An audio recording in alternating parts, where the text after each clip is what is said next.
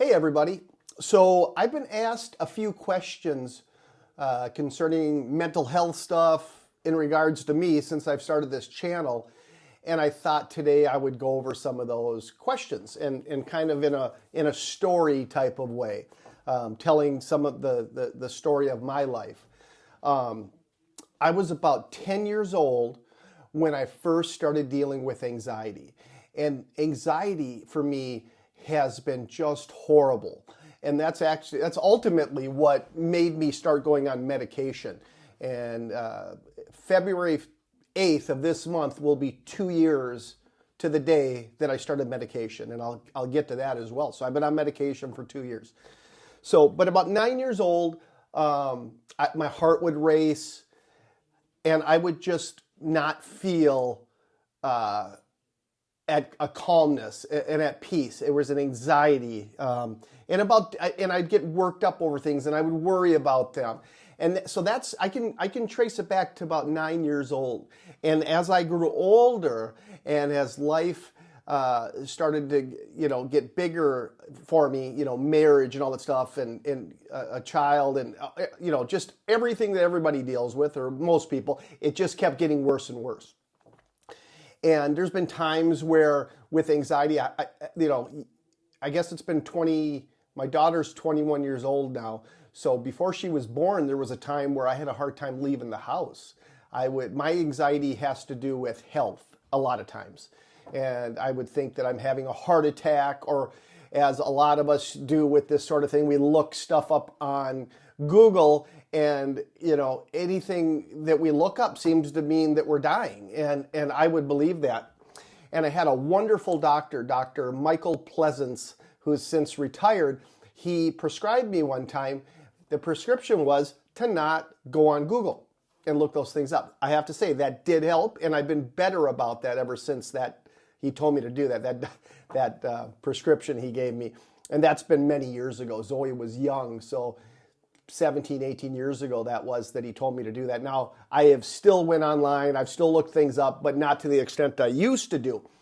But anxiety, the last 10 years, it's been where you got a knot in your stomach, you're driving down the road, your heart's racing, you have to pull over because you're having an anxiety attack, you think you're dying.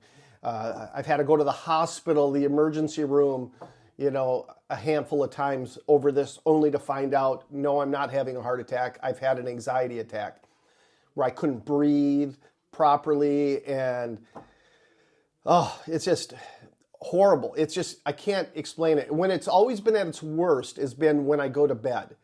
There's some people with anxiety, they sleep all the time. Or depression, they'll sleep a lot. Not me. It goes the opposite way totally. I'll lay down for bed, and I'm already anxious before I go to bed because I'm having an anxiety attack that I won't be able to sleep. So by the time I get in bed, I'm already worried I'm not going to sleep. The anxiety's already going, and then I can't sleep. And years ago, a doctor gave me Xanax, and I took Xanax, but my anxiety was medication. So it would have to be really, really bad, 2, 3 in the morning, not had any sleep yet before I would take one. And so I would say at 53 years old, it's been 22 years ago, I got a Xanax prescription. I've probably taken it 20 times.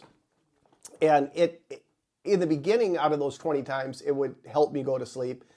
It wasn't good sleep, and I'd wake up not that long after. And then towards the end, when I started getting those last couple of times I tried, it didn't even work. It wouldn't help me sleep, and I don't know. It might even made the anxiety worse, to be honest with you, because I was anxious that I was taking it.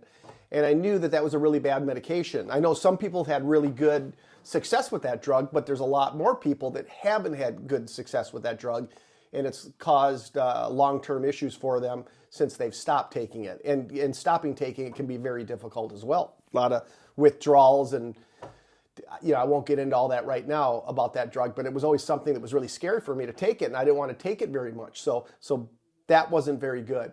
And even at the end, trying to sleep, my doctor told me to take one of those with a Benadryl.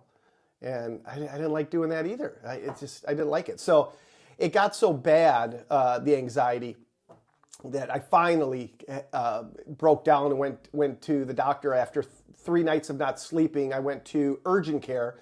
Reagan took me at like 7 in the morning, 8 in the morning, and a wonderful doctor there put me on medication. And I've been on medication, like I said, for 2 years, but anxiety has been a part of my life all the way back since I was a little kid, 9 years old. And it's gotten, there's ebbs and flows, right? Sometimes it's not as bad. Sometimes it's really bad. But even at it's not so bad, it's always been bad. And now that I'm on medication, I still have it. And I had an anxiety attack the other day. But it isn't anything like it used to be. It is so much more manageable and so much better for me. What else can I tell you? So I was talking to a friend of mine the other day, and she was telling me that she suffers from depression. And I asked her, have you ever been on medication for depression? And she says she hasn't, and that she didn't want to take medication because it would have changed who she became, she thought. If she would have taken it all these years, she might not be who she is now. And I thought about that.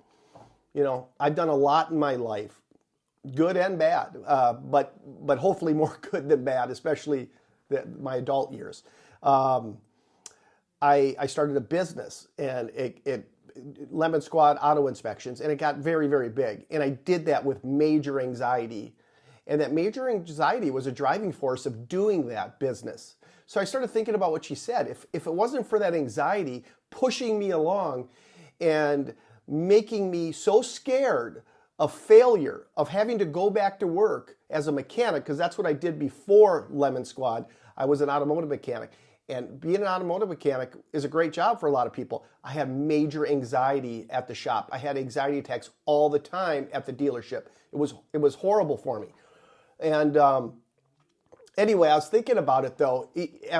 After having taken the medication a couple of years, it has changed me a little bit. Maybe I don't have that drive that I once had. I think my drive is still pretty good, but maybe it would have made a difference starting that business and being able to get it to where it was at. That anxiety, I think it helped me. I really do. As horrible as that is to say, and I don't wish anxiety on anybody, but I think it helped me. It helped me not want to fail. It helped me not want to upset customers. It really pushed me. So in some ways, I think when medication finally did come my way, it came at a good time for me. And like I said, I'll be on it now 2 years come this 8th, and I think it's changed me in different ways. I'm not for the better in some, and nothing negative out of it. But maybe I don't have the drive that I once had. Would I have been able to do as good with Lemon Squad? I don't know. I really don't. I don't have that answer. But I think I took it at the time I was supposed to take it, and I wouldn't change anything. I've been kind of saying for the last 2 years since I've been on this medication that I wish I would have started it before. But now that my friend explained to me her thought process on it, maybe there's some truth to that. Maybe I took it at a good time. I'm not really sure. But I'm just going to talk about anxiety a little bit and how I deal with it. And I got some notes here of some of the, not how I deal with it, but basically, well, we could talk about how I deal with it too, but some of the symptoms I have of anxiety. And I still have these. They're just not as bad. And I think these are pretty common symptoms that probably a lot of people have. But I get muscle twitches. I might get an eyelid that'll twitch. A lot of people get that, but I'll get it really bad and it'll stay there for a week. And then I'll get muscle cramps. Twitching. I'll get muscle twitching in my legs. It's usually in my lower extremities except for my eyelid. I don't usually get them in my arms and stuff. I have, but it's usually my legs. And that was one of the things back in the day. I would get these muscle twitches, and I'm like, why do I have these muscle twitches in my legs? And it was bad. You could really see the muscle moving. And I'd look it up on Google, and I would find out that I had MS. Well, I don't have MS. But that's, of course, where my brain went, and that I was going to probably die of MS. But not sleeping, panic attacks. I'm looking at my notes here. If you guys see me staring off to the side here, there's been lots of times where I'll go out with friends and I get around a lot of people and I have to leave. Something happens in my brain, anxiety starts going, and I got to get home. That doesn't happen as much as it used to, again, the medication, but that was a big thing that happened to me a lot when I was younger.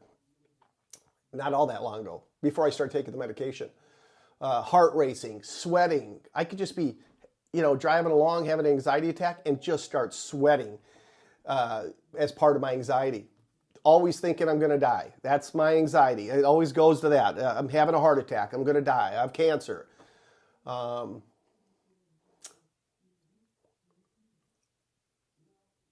Always a sense of impending doom and danger. And that's another thing. And then with all of that stuff, before I started medication, I won't say before I started medication, it's been a number of years before that too, I used alcohol as a way to cope with my anxiety. And when I was really young, I didn't realize that stuff was anxiety, that I was dealing with. And I was using alcohol at a very young age to make those feelings, I noticed I felt better when I drank it, I guess. And I didn't really put two and two together. I wasn't smart enough for that, but no one talked about anxiety. I didn't even know what anxiety was. I'm 53. We didn't have anxiety when I was a kid, evidently, because nobody talked about it. But, alcohol was bad. And then that made me make bad decisions. And I got a history. I got a book coming out. If you want to see what a loser I was for a long time, read it. And a lot of it has to do with anxiety making me drink and then poor decisions when I'm drinking, because I took alcohol to a whole nother level for many years. Not that I was the biggest alcoholic in the world. I'm sure there's worse, but I was really bad. I was really bad. Not proud of it. I hurt a lot of people, hurt myself, lost a lot of good friends, and just super ashamed of my actions during those times. And I've done everything I can over the years to make up for that stuff.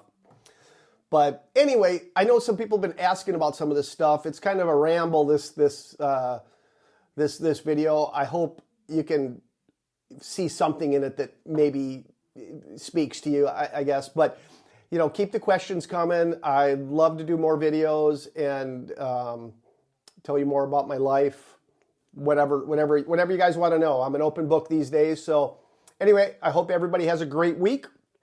And we'll see you on the next video. Take care. Bye.